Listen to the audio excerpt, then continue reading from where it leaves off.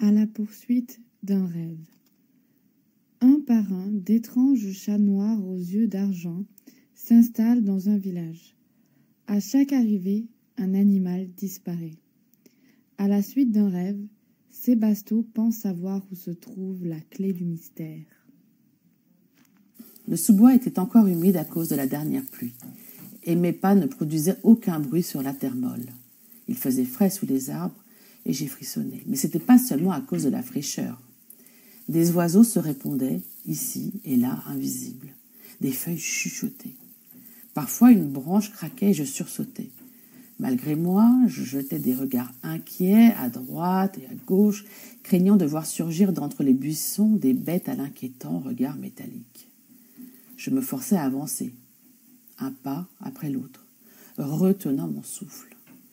J'avais décidé de monter jusqu'au sommet de la colline, mais si j'avais entrevu ne serait-ce que l'ombre d'une oreille noire, je crois que j'aurais fait demi-tour en hurlant. J'ai pressé le pas, dans la crainte absurde d'être surpris par la nuit. C'était impossible, pourtant, je le savais. Il était à peine 3 heures. Mais le bois n'était plus cet endroit familier et protecteur où j'étais venu souvent faire des cabanes ou ramasser des châtaignes. Il devenait, peu à peu, le bois de mon rêve, ténébreux, oppressant.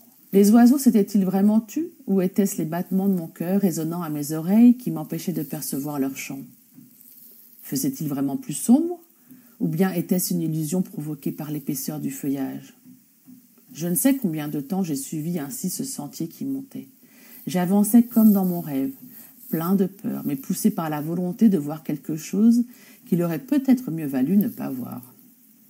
Enfin, les arbres se sont écartés, révélant un large terre-plein envahi par les herbes folles. J'étais en haut de la colline. Je me suis arrêtée, respirant profondément. Et j'ai trouvé alors ce que j'étais venue chercher. Marie-Hélène Delval, Les Chats, Bayard, 2009.